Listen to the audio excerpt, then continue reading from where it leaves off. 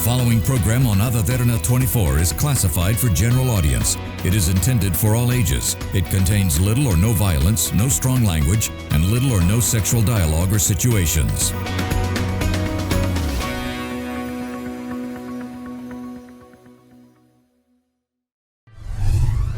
Tonight, we discuss the legislature surrounding small claims courts in Sri Lanka. What laws govern the implementation and functioning of such courts, and what do these courts mean for the future of justice in Sri Lanka?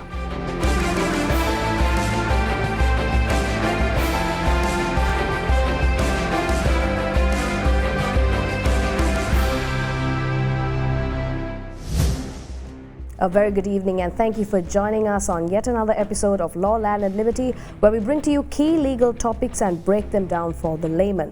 Now, tonight's topic is something that was highly requested among our viewers as well, and that's on the Small Claims Court Procedure Act and small claims courts in general. So to give us a little bit of a very insightful intake on exactly how small claims courts actually function and what procedure has been made and how the implementation process is going, we have someone that I believe will be perfect for this discussion, and that is Attorney at Law Lasitha Kanuwanaarachi. So thank you very much for taking the time to join us and to educate our audience on this specific topic.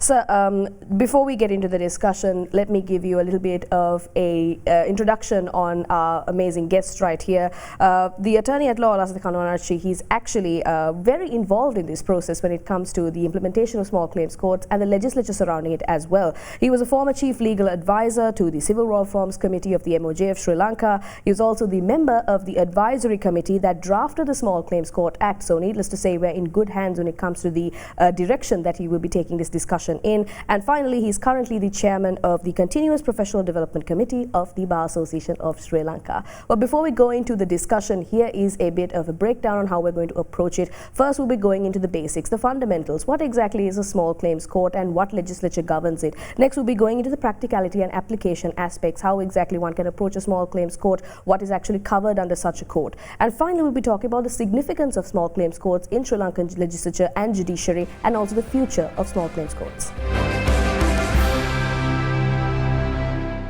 Hello, my name is Danuji Veerakon and I am a grade 10 student. My question today is on small claims courts. What are small claims courts and how do they function? All right, well, we have quite a bit to cover with this topic. It's very packed and it's still developing as we speak as well. So thanks once again for taking the time. I think it's relevant for us and very important for us before we go into any of the legislative specifics of the Act and also regarding the implementation of courts in itself. I think it's important for the viewers to understand exactly what a small claims court really is. Could you please start with the very basics and explain to us exactly what a small claims court is and what its significance is in the current judiciary? Thank you, Anuradhi, and thank you for inviting me also. Now, before, as you said, before moving into the more complicated matters, if you just to understand what is a small claims court, now you know that there are two types of courts in Sri Lanka. One is appellate courts, we say superior courts, where Supreme Court and the Court of Appeal, and then we have courts of first instance, where district courts, magistrate courts, and at some stages the High Court also comes in, and primary court also. Now this small claims court is another addition to the courts of first instance, where the people can go and institute your actions there. When it comes to small claims court, the difference is that as the word itself gives you, small claims court is a court for small claims. Small claims means a claim below 2 million. If a person has a claim below 2 million, monetary claim, it has to be a monetary claim below 2 million, they can go to the small claims court. A monetary claim below 2 million or a claim for movable property, recovery of movable property, where the value is again less than 2 million, a person can go to the small claims court. So basically that is the basic simple introduction of a small claims court. Right. So very simply put, it's a court for small claims, as you just mentioned.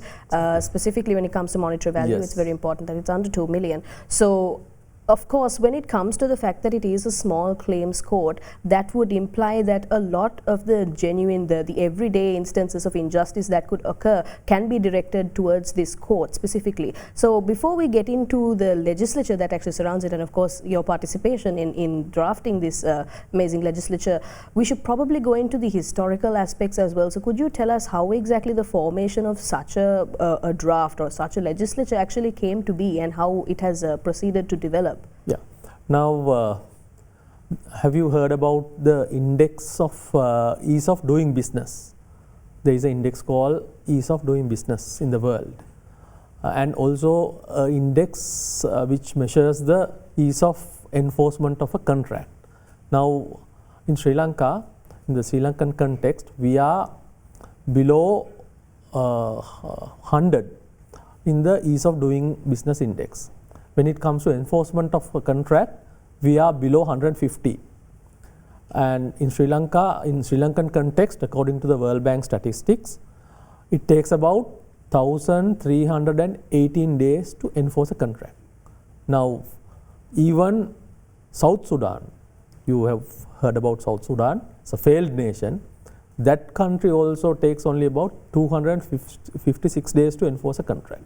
But unfortunately, there are only about 10 to 15 countries which takes more than the days which Sri Lanka takes to enforce a contract. So now we are talking about economic development. We are talking about attracting investors. If we are to attract investors, if we are talking about economic development, I think this ease of doing business and enforcement of a contract is very important. When the former minister, Mr. Ali Sabri, assumed duties, he identified the issue. Now, of course, we know we have a number of issues. It is one thing about the law. We have some archaic laws. we have to admit it. And also, when it comes to resources, human resources and infrastructure, we have an issue. In a developed country, if you take a country like United States, there are about 200 judges per 1 million people. 1 million people, 200 judges. You know how many judges in Sri Lanka for 1 million people? 14 judges. So severe deficit. Severe deficit. And we are talking about the efficiency of the justice system with this limited number of resources. So that is one aspect of it. Then the archaic laws. Some laws have not been changed for more than a century. So that aspect also need to be looked into. While we are looking into the aspect of resources and infrastructure, these laws also have to be modified. So that is why the minister, when assumed duties in 2020, he appointed several committees. One was the Civil Law Reforms Committee, which I happen to be the Chief Legal Advisor, and there were other subcommittees also looking into various aspects of development of law. So one aspect the minister and the committees found out that there has to be a speedier mechanism to enforce contracts. So when you say contracts, it does not only speak about large scale contracts, it also speaks about small contracts, SME sector. We need to look after the SME sector as well. So that is the basic idea, the fundamental principle or the basic idea in introducing the small claims court. Right. So there is a void that can be filled when it comes to the implementation of small claims court. It directly affects, specifically considering the fact that it's small claims, so it really does on an individual level affect us as well, because that's a faster way for us to see justice for any issues that we may come across as well. I think it's important now, so now that we have a good premise, a good introduction to exactly what a small claims court is and how it came to be, it's important to actually get into the meat of this discussion, and that is on the Procedure Act as well. Regarding the Act, sir, could you tell us a little bit of an introduction on how exactly this piece of legislature functions and what its jurisdiction is as well, specifically considering the importance when it comes to drafting, when it was drafted and when it was implemented, what were the specific aspects that was paid attention to? Yeah, one thing I have to mention, the basic conception among the litigants in Sri Lanka is your case, if you go to courts, your case takes decades. That is the basic conception. Sometimes even for a small claim like 400,000-500,000 rupees, you may have to litigate for years. So that is the main issue the litigants faced, and therefore sometimes these people even did not litigate. If the claim is a small claim, they forgot the claim. So that was the main issue. Now, answering to your question, the jurisdiction of the small claims court is for cases less than 2 million. Monetary claims less than 2 million. When you say monetary claims, it covers whatever compensation, claim for compensation, claim for damages, even accident damages, those are also covered. Money recovery, then recovery of immovable property. If you have any claim against, if you want to recover any movable property. Movable property, if you have to claim, recover movable property, that also you can invoke the jurisdiction of small claims court. Now, the small claims court was introduced by Act number 33 of 2022, and along with the Act number 33 of 2022, there were a few amendments made to the Judicature Act as well to accommodate small claims court. So the Judicature Act also has been amended, new chapter has been introduced, and also the Civil Procedure Code has been amended because there were provisions for small claims court in the Judicature Act as well. There were, the Civil Procedure Code as well. So that part has been removed. There were provisions for small claims procedure in the Civil Procedure Code, but it was never implemented. Therefore, that has been removed. Judicature Act has been amended, and Act number 33 of 2022 is the governing legislature. Right. So the governing legislature, could you tell us a little bit in detail about the actual legislature in itself, how exactly it has been drafted, and what are the key areas that this act is actually addressing when it comes to the implementation of a small claims court? Yes. Now, if you look at the world scenario, most of the countries have small claims court. Even the developed countries such as United States, UK, Singapore, all these countries have small claims court. But apart from that, some other countries such as African countries such as Kenya, also they have very good system of small claims court. So the committee looked into all these jurisdictions to understand what is the best model for Sri Lanka. Some countries, when it comes to United States and UK, the small claims courts are function without lawyers. The people can straight away go and file action at the registry. So the filing procedure is very simple. But in Kenya, of course, you can either go with a lawyer, or you can go there and file action by yourself. So introducing the system to Sri Lanka, we have introduced a unique system. That is contained in Act number 33 of 2022. The procedure is simple, not complicated as in other procedures. It's a simple procedure. People can easily invoke the jurisdiction of small claims court. And also there are provisions to expedite the disposal of actions. Usually the time limit given in the Act is 1 year and 6 months. The Act says you will have to conclude it within 1 year and 6 months. The procedure has been designed to cater that ultimate target, the simple procedure, and there are some unique features. We can discuss the unique features. There are some unique features which makes it easier for the litigants and also makes this process more speedy. Right. So there is a lot of thought that went into actually properly tailoring this act for the Sri Lankan population, and it's not just something that we have just lifted off of a different democratic nation and just entrenched into our judicature acts and into our legislature. I think that's a very important point as well, sir. Before we go into a break, could you please explain to our viewers exactly how this act has been tailored towards Sri Lanka specifically, because we do hear that it needs some more fine tuning, and we see this in the societal space as well, some sort of negative aspects regarding it. What are your thoughts on this, sir? Yeah, but when you say negative aspects, I don't agree with that. Now, this act has been in operation for more than 1 year. More than 1 year. The reports we are getting from all over the country is that this is successful. And what we see and what we hear from all these courthouses, more than 50% of cases filed in small claims court are settled on the very first date.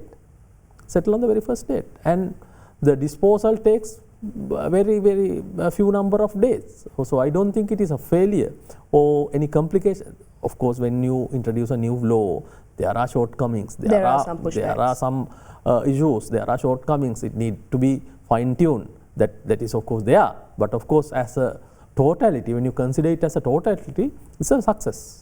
Right. So I think that's a very good note for us to actually, unfortunately, close off this discussion. We do have to touch on the aspects of, the special features that you mentioned, sir, when it comes to the Act as well, and the specificity and the practicality and application of the Act as well. Before we go into any of that, let's go in for a short commercial break. You're watching Law, Land and Liberty. We'll be right back.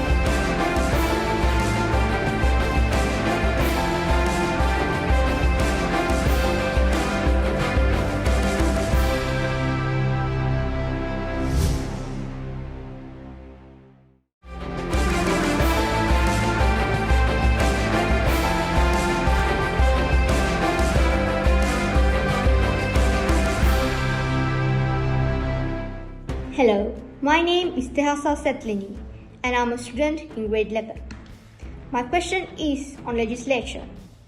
How does the Act aim to streamline the process of the judiciary? Welcome back to Law, Land and Liberty. We are in discussion with attorney at law Lasitha Kanuwanaarachi, and we were just talking about the Small Claims Court Procedure Act of 2022, and we were discussing the premise, how exactly it led to this present moment and what the Act has done so far when it comes to implementation as well. And we just heard that it's quite a positive feedback as well. Well, of course, ideally it should be, because of the fact that it is essentially implementing a faster means of justice for issues that really should not be taking nearly as much time as it already does take in the current judicial system. So before we went in for a break, you mentioned there are some specific features in the Act that cater specifically towards the Sri Lankan population and the injustices that we see here. Could you please explain to us about these specific features of the Act? Yes. Now, from the institution of action itself, it contains special features. Now, you see, if it is a normal civil action in a district court, you consult a lawyer or you go by yourself, you file action. Then the summons are sent to the other party. Then the defendant comes to court. The defendant files answer, and then the matter is fixed for pre-trial conferencing. Then the trial, the evidence is being led, so on. This is a complicated procedure. But when it comes to the small claims, when you file the action, you have to file all the documents which are in your possession. So, if take an example, if it is a money recovery case, if you are relying on certain instruments to establish your case, you have to submit those documents along with your plaint. If you have any other evidence, those evidence has to be produced by an affidavit along with the plaint. Then, when you file the plaint along with all the supporting documents and all the other supporting evidence, then the court issues summons. What the difference makes, the difference is when the summons goes along with the plaint and the supporting documents, the defendant knows that the plaintiff has a good case. These documents, this evidence the plaintiff has. So he realizes that there is no point in contesting. That is one of the main things. Then the defendant comes to court. On the very first date, of course, one day is given. If the very first date, defendant can file the answer. But if the defendant can't file the answer on the very first date for some reason, he is given another date. That date is within 1 month. Beyond that, you are not given any other dates. Just not like in other civil cases, only within 1 month you have to file the answer. That immediately speeds up the process. That immediately speeds up the process. And also, not only that, you will have to file the answer along with whatever documents in your possession, as in the plaint, all the documents, and also any affidavit evidence or whatever you will have to annex to the answer. Then the plaintiff also gets to know what is the defense the defendant has. So, if the defendant does not have any defense, Sufficient defense, yes. that is why the defendant comes and negotiate for a settlement. So, that makes it makes it a more unique procedure where the defendant will have to disclose the defense. When the defendant has to disclose the defense, if the defendant does not have a defense, he tends to come and settle. So, that is one aspect, that is one key feature which makes the small claims procedure unique. Right. So that's very interesting, because once the defendant has posted an answer and all the relevant documents, it really becomes clear if there is any sort of need to continue such a case for such a long duration, as we have previously seen in other courts as well. Apart from this specific feature, sir, where we see that all documents must be posted at once in order to streamline the process, are there any other aspects that you believe are very special when it comes to this act? Yes. Now, once the pleadings are completed, the case is fixed for settlement. On the date of the settlement, the parties have to be present before the judge. Then the judge will have the plaintiff's plaint, the documents and the evidence.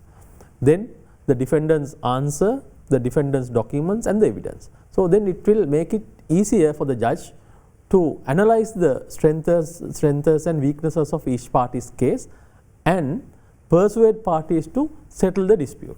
So this unique feature of settlement is also very important when it comes to the small claims procedure. So that is why I said, according to the reports we are getting, most cases are settled without going into trial. I believe that is because of these two or three key features I mentioned: filing of answer, filing of plaint along with the evidence, not giving a longer period for the answer. Then the defendant has to come and disclose whatever the documents and the evidence the defendant has in his possession, and thereafter fixing the matter for settlement, and the judge having the opportunity of going through the plaint and the defense. All these things I think helps to settle the cases as far as possible. Then the people knows that whether it is worthwhile to proceed into trial or better to settle. Right, it's an eagle's eye view on exactly what the case is and the essence of the case as well. So essentially it's just determining if there is any need to pursue, unlike how we see it in conventional courts where the story progresses along with the court dates. But I believe that means it is absolutely advantageous for individuals, simply because of the fact that all the necessary instruments are laid out, and a firm decision can be taken by a judge regarding the future of the case as well. I think it's important for us to actually understand what the rights and responsibilities are when it comes to each party. So could you please delve a little bit deeper into the rights and responsibilities awarded through this act and through these courts to individuals? Yeah, the first thing that when a case is filed in the small claims court, to disclose the entire case, to file all the supporting documents and affidavit, and if there are any evidence, file by an affidavit. Then the answer also the same thing, file everything without keeping anything for the trial. Then when it comes to the settlement, rather than trying to drag on the case, just understand the strengths of your case and the weaknesses of your case and come to a practical solution. Help the judge to settle the case as far as possible. Judge is there to help you. You can help the judge also by negotiating and accommodating the settlement. So that is, I think, one of the main responsibilities of parties when it comes to a small claims case. Right. So a bit of a question of curiosity now. One could think about different means of reaching a settlement outside of courts. Now, why do you believe it's essential for us to have a court that essentially the end goal is to actually reach judgment mainly via settlement, to actually give justice via settlement, to seek some common ground between the two parties? Why do you believe that the establishment of a courts for this procedure is specifically significant? Yeah, now the ADR is one of the most popular methods of dispute resolution nowadays. There are various methods of ADR, arbitration, mediation, all these things are there. But unfortunately, in our Sri Lankan scenario, the ADR is not so developed, and I don't know whether even in ADR whether the expected outcome we can expect the very efficient outcome. That is why I think since our ADR system is not so developed, that is why the court mediated settlement concept is important. Court mediated settlement concept is important. So, in the small claims court there is a specific provision where it says the judge's duty is to encourage settlements. So, the judge in a small claims court as far as possible should encourage the parties to settle their disputes. So, rather than now we are looking at a claim below 2 million rupees. It's a small claim.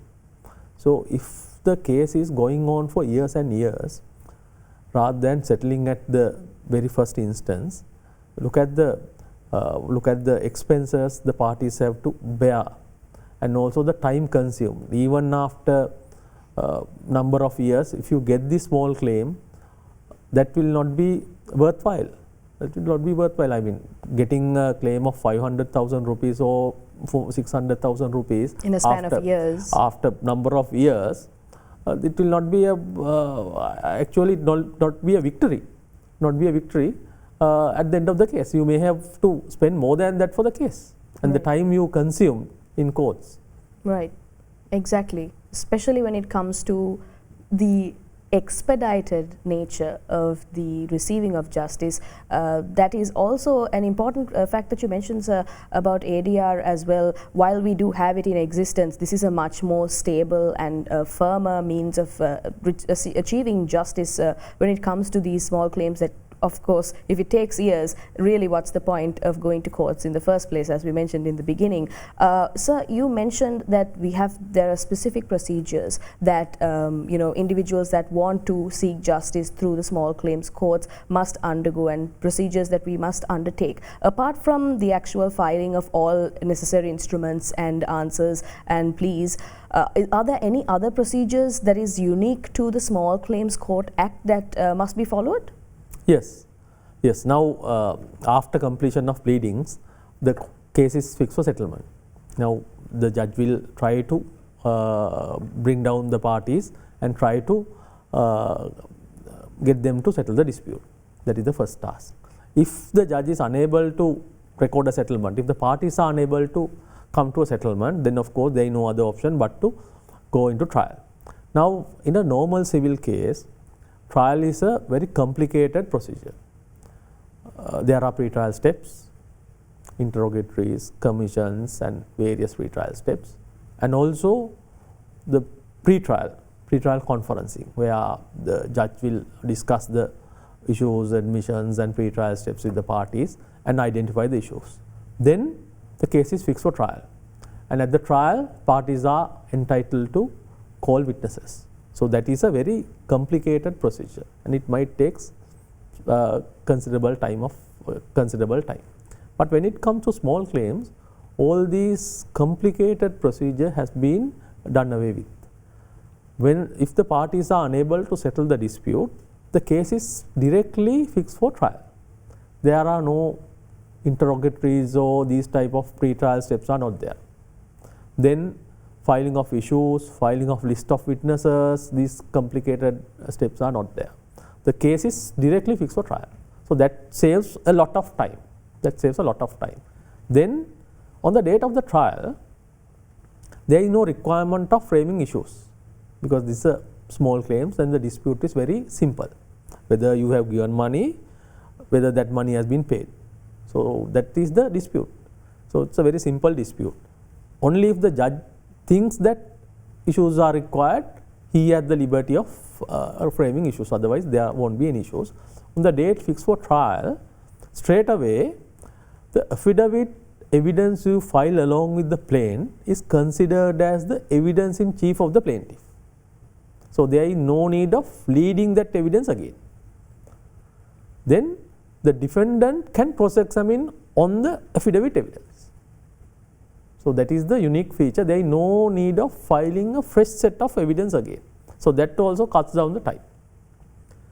in the same way, you can't challenge the documents unnecessarily. So, if you are challenging documents, most of the time you may have seen in our civil courts, documents are challenged. Unnecessarily challenged, unnecessary objections, technical objections are raised. But here, you can't just challenge documents. If you are challenging documents, you have to give a specific reason why you are challenging these documents. Then the judge will make a decision whether this objection is valid, should be upheld or not. Only if these documents are challenged, the judge will allow the plaintiff to call additional evidence to prove those documents. Even if the plaintiff feels that he needs additional evidence to be summoned or called or led, then he has to seek permission of court to call additional evidence. Then the court will inquire why you want additional evidence. If it is absolutely necessary only, the court will allow you additional evidence. Likewise, the defendant also have the same task. So, by that the time taken for a trial is considerably cut down. Right, everything is direct. Everything is direct, and also if a party even wants to drag on a case, he can't keep on calling evidence and marking documents and taking unnecessary objections and keep on postponing the case. So, by this particular procedure, the time consumed for a trial has been considerably reduced.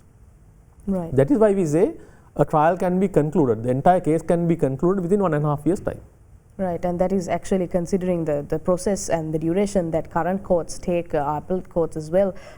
It's a significant cut down, because it's probably, you know, a small claims in an appellate court, it could take years, and honestly at that point individuals would choose to settle outside of courts. But here we see a lot more jurisdiction and a lot more justice being delivered in a very expedited process. I think it's important for us to step on this specific area as well, sir. When it comes to penalties, how does a small claims court actually approach penalties in doling out for these instances, especially considering how small the value is? How do we see justice being achieved? Yeah, now as an example, on the date of the trial, on the date of the settlement, the parties have to be present. If the parties are not present without a valid reason, court can impose cost. So likewise, when it comes to the trial, also parties can't just obtain dates without any valid reason. So that is the way it has been designed. But apart from that, I don't know whether you are asking about the execution of the decree or... Yes, basically about the penalties aspect of how exactly we are going to see justice apart from settlement. Are there any other specifics that is unique and intrinsic to this act and to small claims courts in general?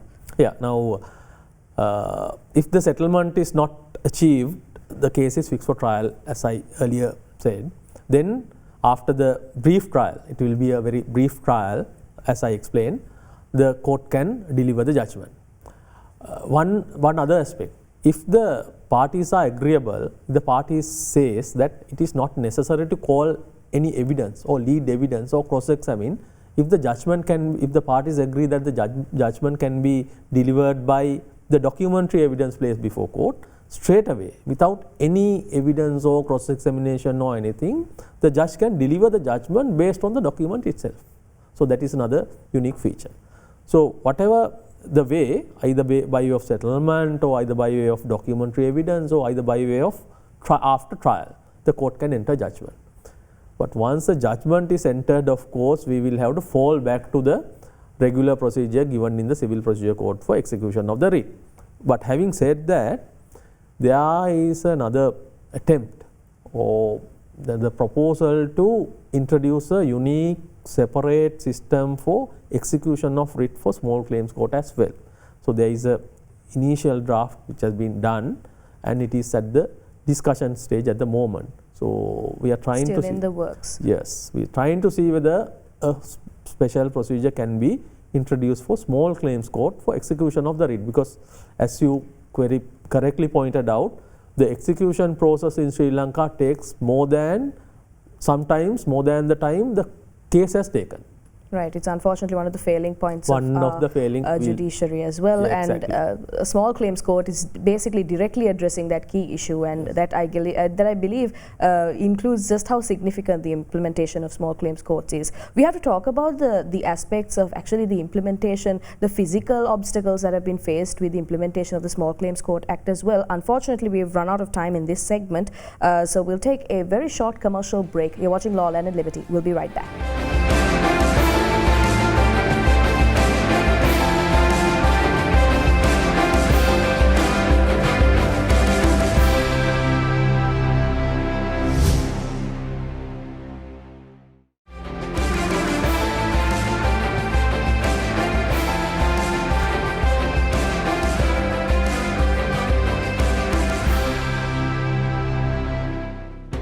Hello, my name is Shalom Elianage and I'm a student of grade 10. So my question is on practicality and application. Is there a viable future for small claims courts in Sri Lanka?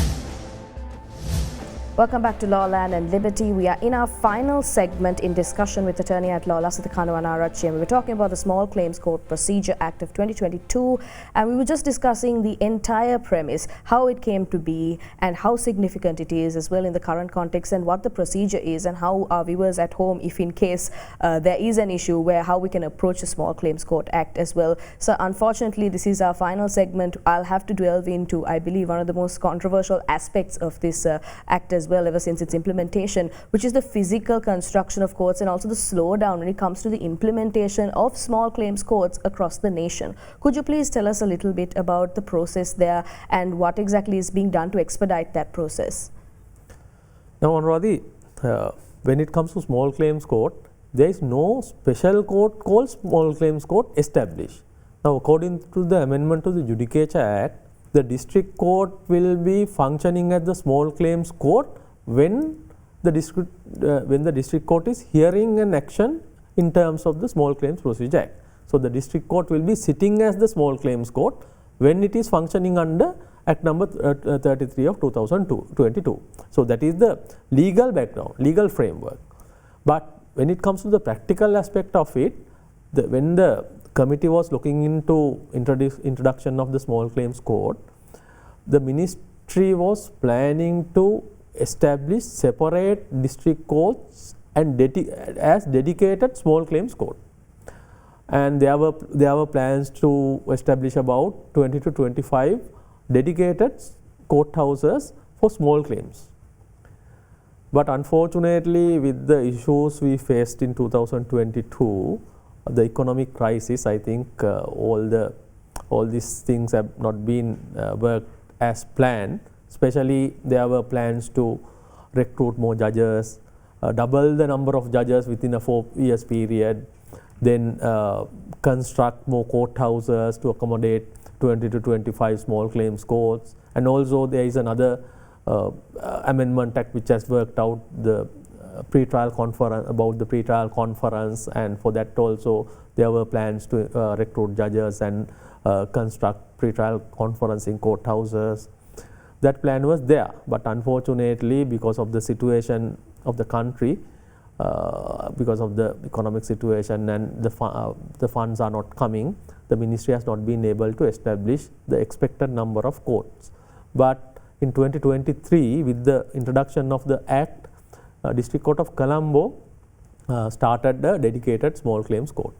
And I think from 2024, beginning of 2024, 3 new courthouses have been introduced, one in Kandy, one in Ratnapura and one in Matara as dedicated small claims courts.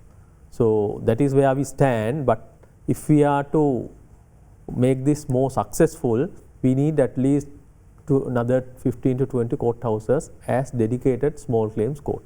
Right. So there is a dire need for the infrastructure to be expanded as well, along exactly. with the act.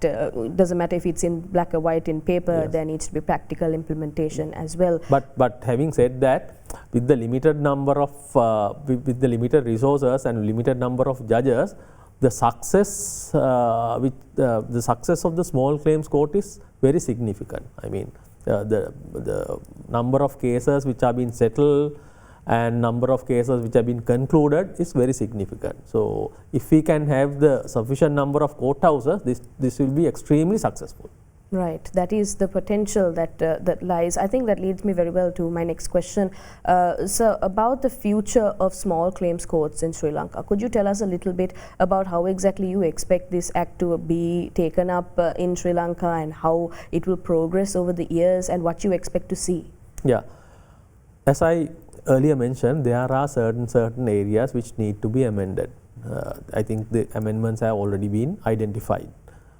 The second aspect of it, we need to expedite the execution of writ process. Although a judgment can be delivered within a limited number of years, limited period, if the judgment cannot be executed, and if you can't recover whatever you are given by the judgment, there is no point in having this process. So, I think one of the main areas we need to develop is the writ of execution. That has to be amended and that has to be developed, and at the same time we need to have sufficient number of dedicated courthouses for small claims. So, if we can achieve those few targets, those few goals, I think this is going to be very successful, especially when it comes to the SME sector of this country. Right, specifically there could be a lot more time that could be cut down when it comes to achieving justice for issues that are really now currently being settled out of court, and we can see a judge presiding over such an issue in order to give it significance and in order to enforce certain aspects of the entire injustice that has been occurred. I think, sir, one more thing, yes, I will have to mention. If we can have the small claims court separately and dedicated courthouses for small claims, then the workload of the district court also will be drastically reduced. Right. So, that will give an answer to the delay in other cases as well.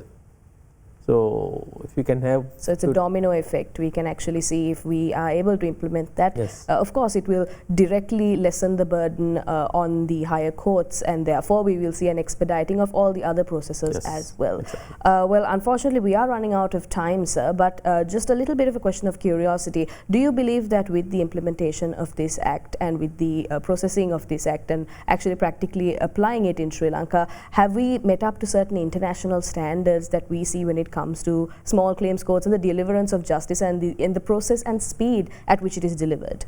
Yeah, surprisingly, yes. We also never expected this to be such successful at the initial stages. I mean, if we look at the Kenyan system, we have looked at the Kenyan system. In Kenya, most of the cases filed in small claims courts are settled within 60 days. So, that is the report we are getting from Kenya and all these other countries. So, in Sri Lanka also, according to the reports we have received, most cases, at least 50% of cases are settled on the very first date.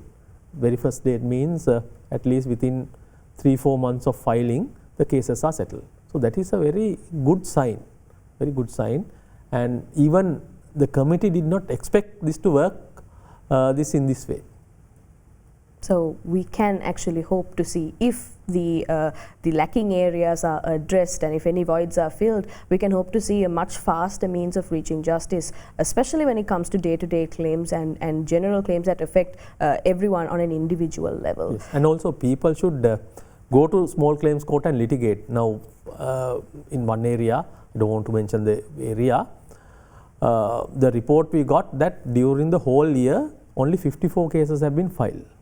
So, the awareness among the people is very important. So, not like those days, the SME sector, people who are having small claims should go and litigate. I mean, within a short period of time, they can get whatever the relief. So, we should encourage the people there must be awareness. Yes, awareness, and should encourage the people to go and file cases under Small Claims Procedure Act. Right, exactly. And as we just learned, it's quite a fast process, and there would be no negative aspects of going to a small claims court. And I'm pretty sure our viewers watching at home will also understand exactly how significant the cut down on time is when it comes to the deliverance of justice through a small claims court. Unfortunately, our time here has ended. Thank you very much, sir, for taking the time to educate our viewers on exactly how a small claims court functions and the significance of a small claims court when it comes to justice in Sri Lanka, and how we shouldn't be shying away from means of expanding our judicial system and expediting our processes on an individual level as well. Thank you very much, sir. Thank you, Anadi. Thank you very much. All right, well, small claims courts are vital to the judicial infrastructure, not only because of its convenience, but also due to it being an additional avenue for justice to prevail in our nation. We leave you tonight with the words of Albert Einstein. In matters of truth and justice, there is no difference between large and small problems, for issues concerning the treatment of people are all the same. That is all from us here at Law, Land and Liberty. If you had missed any of today's programs, you can always rewatch by catching us on our YouTube page, youtube.com/otherderana English. Thank you for watching. Have a great night.